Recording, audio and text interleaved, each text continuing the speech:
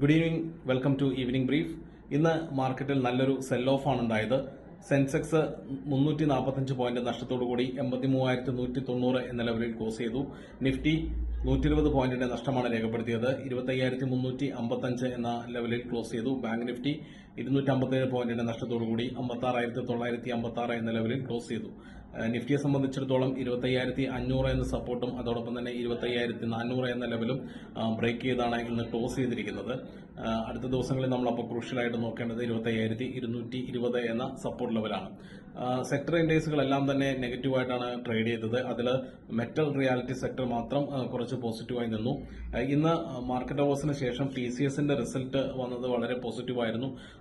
6% year on year growth ആണ് TCS കാണിച്ചത്. അത് എസ്റ്റിമേറ്റിനേക്കാൾ കൂടുതലാണ്. ഒപ്പം പെർ ഷെയർ 11 രൂപയുടെ ഡിവിഡൻഡും കമ്പനി പ്രഖ്യാപിച്ചിട്ടുണ്ട്. അപ്പോൾ IT സെക്ടറിൽ ഒരു ഉണർവ് അടുത്ത ദിവസങ്ങളിൽ പ്രകടമാകും. ഇന്ത്യ US ട്രേഡ് താരിഫിനെ കുറിച്ചിട്ടുള്ള കൂടുതൽ കൺഫർമേഷൻസ് ഇതുവരെ എത്തിയിട്ടില്ല. ഇനി വൈകിട്ട് എന്തെങ്കിലും വാർത്തകൾ വരികയാണെങ്കിൽ അതിന്റെ ഇമ്പാക്ട് നാളെ ഉണ്ടാകും. അതോടൊപ്പം തന്നെ ബംഗ്ലാദേശ് പോലുള്ള രാജ്യങ്ങൾക്ക് ഇപ്പോൾ കൂടുതൽ US-ലേക്കുള്ള എൻട്രി കൂടുതൽ സുതാര്യമാക്കാനുള്ള സാധ്യതകൾ തുറന്നിടുന്നുണ്ട്. അത് ഇന്ത്യയിലെ ടെക്സ്റ്റൈൽ ഇൻഡസ്ട്രിക്ക് കുറച്ച് നെഗറ്റീവ് ആകാനുള്ള സാധ്യതയുണ്ട്. കൂടുതൽ ക്ലാരിഫിക്കേഷൻസ് നമുക്ക് വരും ദിവസങ്ങളിൽ അറിയാനായിട്ട് സാധിക്കും. എവർക്കും ഒരു ശുഭസായനം നേരുന്നു. Thank you so much.